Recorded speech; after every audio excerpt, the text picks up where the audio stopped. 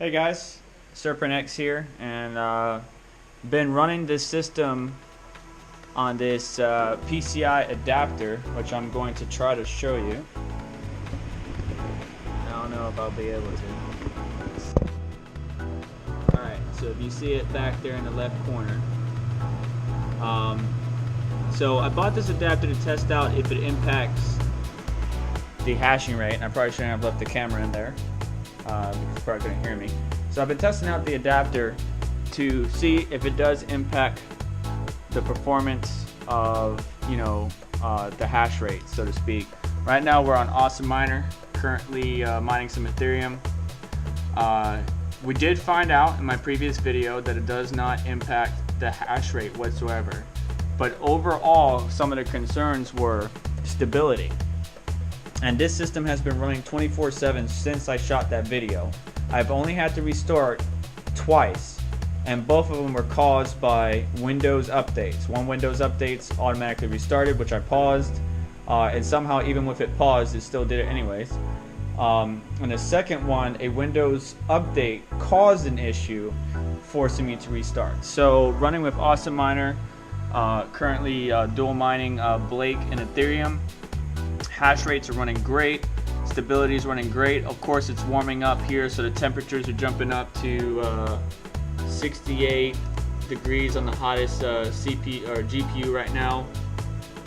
But stability-wise, this thing is running great. It's really flawless. And going back to the ports on the motherboard, if you see, I have 1, 2, 3, 4 available. With this adapter, I have 4 ports available. So if I run like a mining operating system or a Linux operating system, I could get a couple more of those adapter cards and be able to expand my mining operation even further.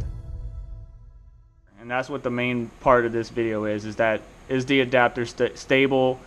Can it hold? Does it run good? Does it perform good? And the answer is yes. So one of the key things I like about this adapter is, say you have a system like one of these old, your grandparents give you a system, or your mom or dad or whatever family friend gives you a system. You got an old HP, Dell, whatever it may be, and you only have 2 PCI Express 16 slots, or maybe just 1. You could take an adapter like this Ubit adapter,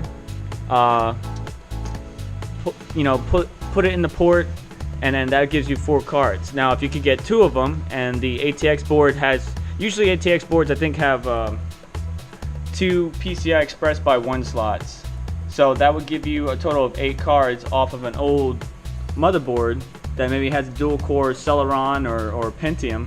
So you can easily get a system up and running and run stably 24/7 without having to worry. Now one of my concerns is that this port, eventually running all 4 cards out of 1 port all the time, would eventually burn up that port. But I have yet to see any issues, any problems with performance or stability. So I'm going to continue to run it until it burns up or what have you. But I retract my recent statement.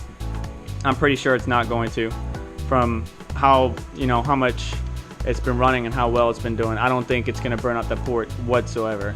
So you can easily expand using this card, whether you have an old ATX system or a system with 6 or more PCI Express by 1 slots. So there you have it, still running strong.